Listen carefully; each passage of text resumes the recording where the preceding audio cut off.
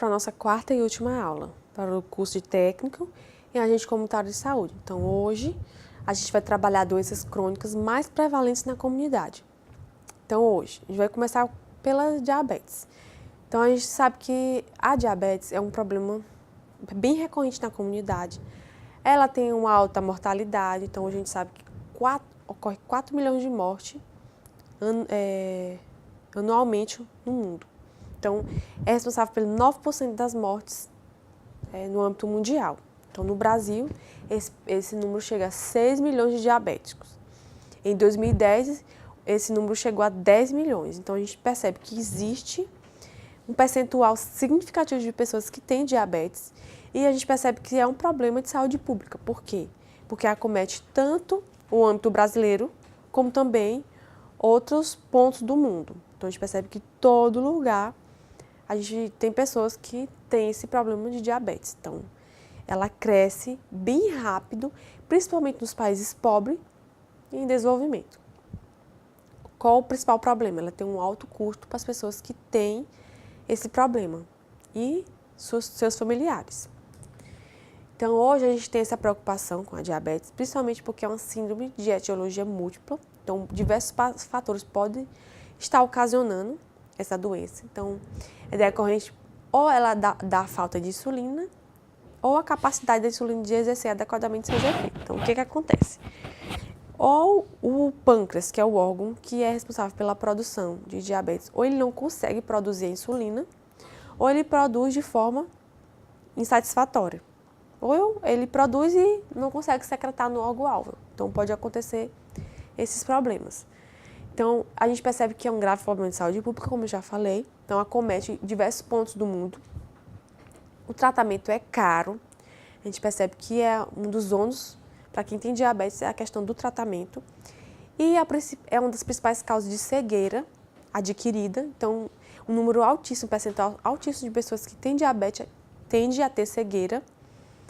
E um percentual altíssimo também tende a realizar amputação de membros inferiores. Então, por isso, essa preocupação toda com a diabetes. É uma doença que é um transtorno metabólico de etiologias heterogêneas, caracterizado pelo aumento da glicemia, também conhecido por hiperglicemia e distúrbios do metabolismo dos carboidratos. Então, além do metabolismo dos carboidratos, a gente também tem distúrbios de proteínas, gorduras, resultantes do defeito da secreção, da ação da insulina, como eu já falei. Então, hoje temos dois tipos de diabetes. Temos o tipo 1 e o tipo 2. Então, qual a diferença básica dos dois tipos? As pessoas que têm diabetes tipo 1, ela tem o pâncreas, que é o principal órgão responsável por produzir, ele não consegue produzir de jeito nenhum. Então, houve uma destruição total das células beta-pancreáticas, que são responsáveis pela produção da insulina. Elas foram totalmente destruídas. E tem uma tendência à cetoacidose. O que seria essa cetoacidose? É uma característica inerente desse tipo de diabetes, que é o tipo 1, que a pessoa ela precisa da glicose, mas ela não tem de jeito nenhum. Então, ela vai quebrar outra substância. Então, geralmente, quando a gente tem a glicose, tem a insulina, que a insulina é a glicose. O corpo, ele utiliza essa glicose para andar, para correr, para respirar, para pensar. Então, a gente precisa de glicose para tudo. Então, a glicose ela é a moeda energética do corpo. Na ausência dessa glicose, são pessoas, por exemplo, com diabetes tipo 1, ela não tem essa glicose para correr, para queimar, mas ela precisa fazer suas atividades, então ela vai queimar outra substância que é o lipídio. Então, no tipo 1, ela quebra esse lipídio e aí ela tem uma situação chamada cetoacidose, que é a pessoa não utiliza a glicose, mas utiliza outra substância. Entretanto, essa substância é um pouco tóxica para o organismo. Então, por isso que não é mais adequado. Então, as pessoas têm algumas características, tem um hálito cetônico e tem essa cetoacidose. Já o diabetes tipo 2, a insulina ela produz de forma insatisfatória ou ela produz e a insulina não consegue chegar ao seu alvo específico.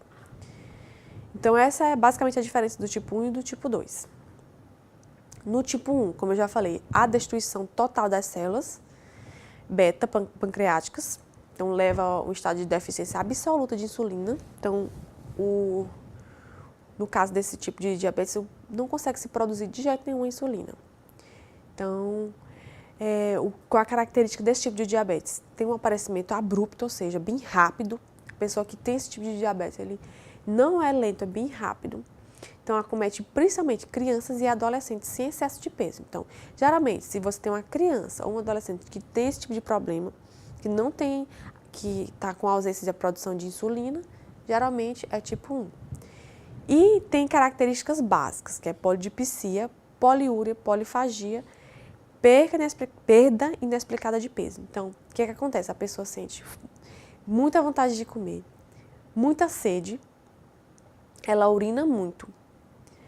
Então, ela apresenta essas características, geralmente é do tipo 1. Então, na maioria dos casos, a hiperglicemia, ou seja, o aumento da glicemia é bem acentuado. Então, ela vai rapidamente, ela atinge a cetoacidose, evolui para a cetoacidose, especialmente na presença de infecção ou outra forma de estresse. Então, o traço clínico que mais define o tipo 1 é a tendência à hiperglicemia grave e cetoacidose. Então, falou em cetoacidose, é tipo 1. É necessária a administração de insulina, ou seja, se eu não tenho nada produzido, nenhum tipo de glicose que é produzido, então preciso da glicose adicional. Então, todos os pacientes que têm, ou paciente ou usuário que tem problema de diabetes tipo 1, eles precisam tomar insulina.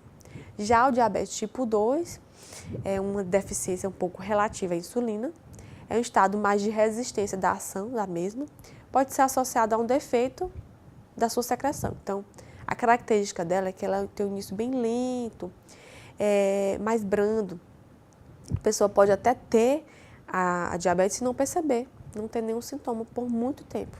Então, manifesta-se em geral em adultos com longa história de excesso de peso e com história familiar de diabetes tipo 2. Então, geralmente as pessoas que são obesas ou que têm alguém na família, geralmente, futuramente elas vão adquirir tipo 2.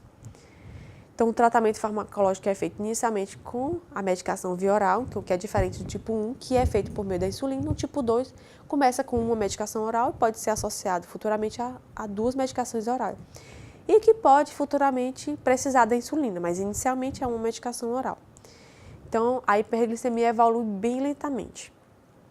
A cetoacidose não é comum nesses casos.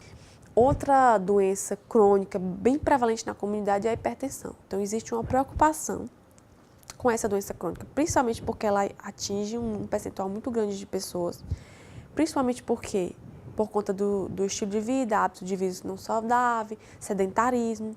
É um problema de saúde pública, ou seja, afeta muitos pontos do mundo, milhares de pessoas têm hipertensão arterial, e essa hipertensão pode levar a diversas doenças crônicas, que podem levar ao óbito. Então, por isso, toda essa preocupação com a hipertensão.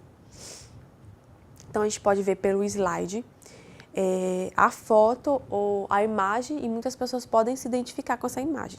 Então, o que acontece? As pessoas, cada dia que passa, estão mais sedentárias, estão adotando estilo de vida que não são saudáveis, não têm ou não realizam alimentação adequada ou saudável, não realizam atividade física e a tendência é ficar obesas e adquirir, por exemplo, uma doença crônica. Então, por isso a preocupação em relação à orientação a essas comunidades que, porventura, venham a ter esses pilares que predispõem às doenças crônicas. Então, o que a gente pode falar da hipertensão arterial sistêmica? É uma condição clínica multifatorial, caracterizada por níveis elevados e sustentados da pressão arterial. Então, a gente tem uma pressão dentro do corpo. Então, quando a gente tem hipertensão, essa pressão está mais elevada. Ou nos vasos sanguíneos, dentro do coração, pulmão, rim. Então, vários órgãos são afetados pelo esse aumento da pressão. Então, o corpo ele trabalha numa determinada pressão. Quando ele tem que ser exposto a uma pressão mais alta, existem repercussões para esse organismo. Então, assim, esses níveis elevados de pressão insustentada pode se associar frequentemente a alterações funcionais e estruturais de órgãos, como, por exemplo, como eu já falei, coração, encéfalo, rim, vaso sanguíneo, e a alteração metabólica com frequente aumento de risco de eventos cardiovasculares fatais e não fatais. Então, uma das maiores preocupações em relação à hipertensão é o risco de doenças cardiovasculares, que pode levar ao óbito. Então, a gente pode ver que é a principal causa de morte na atualidade, a prevenção ou a prevalência de hipertensão arterial sistêmica. É estimado de 20 a 30% na população adulta maior de 18 anos e cerca de 1% dos hipertensos podem apresentar a crise convulsiva, que ocorre mais frequentemente em pacientes previamente diagnosticados, ou seja, ele sabe que tem hipertensão, mas não adota tratamento adequado. Por isso a importância da atenção primária em saúde. Por quê? Porque a gente tem esse usuário. E esse usuário, ele tem que fazer acompanhamento. Ele tem que ter uma mudança de estilo de vida. Então, esse acompanhamento ele é determinante para que esse usuário não tenha um futuro problema cardiovascular. Então, por isso que os profissionais eles devem ser atuantes. Então, a gente pode ver aqui pelo slide o percentual de óbito por doenças cardiovasculares relacionada principalmente à hipertensão. Então, a gente pode observar que 70,6% é o percentual de óbito por doenças cardiovasculares e 29,4% por outras doenças. Então, por isso essa preocupação em prevenir, porque a prevenção ela vai minimizar riscos e danos à saúde das pessoas. Então, é mais barato, menos oneroso prevenir do que reabilitar, por exemplo. Então, hoje a gente tem dois tipos de hipertensão. A essencial, que a gente não tem causa definida, provocada por essa questão da desregulação do mecanismo de controle homeostático da pressão, e tem a secundária, que ela pode ser ocasionada por uma situação bem definida, ou por sedentarismo, excesso de peso, inatividade física. Então, ela pode ser causada por alguns fatores que são modificáveis. Então, aí, no slide você percebe que existe a classificação da pressão arterial acima de 18 anos. Então, a pressão ótima seria menor que é 120, segundo a Sociedade Brasileira de Cardiologia, a sistólica e a diastólica menor que 80. Entretanto, quando você tem uma pressão entre 130 e 139, a sistólica, e 85 a 89 a diastólica, a gente tem uma preocupação, porque ela é uma pressão limítrofe. Então, o usuário já tem que estar procurando atenção básica para saber o que pode estar sendo feito para melhorar ou para não chegar até uma hipertensão. Alguns fatores predispõem à hipertensão, como idade, sexo e etnia, excesso de peso e obesidade. Algumas pessoas têm excesso de peso, algumas pessoas chegam à obesidade, principalmente crianças. A gente tem um percentual de crianças muito alto que chegam cedo à obesidade, que não praticam exercício físico, que não têm alimentação saudável. Então, são crianças que futuramente, mais cedo têm a hipertensão arterial. E essa é a preocupação. Ingestão de álcool, tem uma pessoa que tem um hábito de ingerir comida muito salgada. A alimentação diária é muito salgada. Então, o sal, ele aumenta a pressão arterial. Pessoas que têm o hábito de realizar a ingestão de álcool, que também é muito preocupante e recorrente na comunidade. Pessoas sedentárias, que também é recorrente, as pessoas que pela correria do dia a dia, pelo trabalho do dia a dia, não conseguem adequar o trabalho ao exercício físico, que é importante para diminuir essas doenças cardiovasculares, fatores socioeconômicos e a genética. Muitas vezes essas doenças são passadas de pai para filho. Então, a gente tem um ponto importante que pode ser observado, é o índice de massa corpórea. Então, hoje, pessoas que têm um índice de massa corpórea acima de 25 são pessoas que têm um risco de doenças cardiovasculares. Então, hoje, para a gente descobrir qual é o seu índice de massa corpórea, a gente pega o peso, divide pela altura ao quadrado.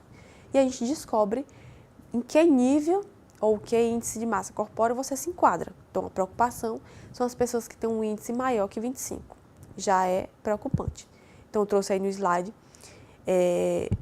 um valor, geralmente as pessoas que estão muito abaixo do peso, eles têm um índice de massa corpórea de 16 a 16,9. Que estão abaixo do peso, de 17 a 18,4. Peso normal, de 18,5 a 24,9. E acima de 25 já é preocupante. E a pessoa pode até entrar em obesidade grau 1, 2 e 3. Então, por isso, a importância dessa avaliação de qual é o seu índice de massa corpórea, para que a pessoa minimize danos recorrentes às doenças cardíacas, hipertensão e até mesmo diabetes. Então, muitas doenças crônicas, com a mudança de estilo de vida, elas podem melhorar. Muitas pessoas que são obesas, que diminuem o peso, elas conseguem voltar ou à sua pressão ou à sua glicemia normal. E muito obrigada pela atenção. Qualquer dúvida, a gente pode estar se comunicando por e-mail. E essas são algumas das nossas referências utilizadas.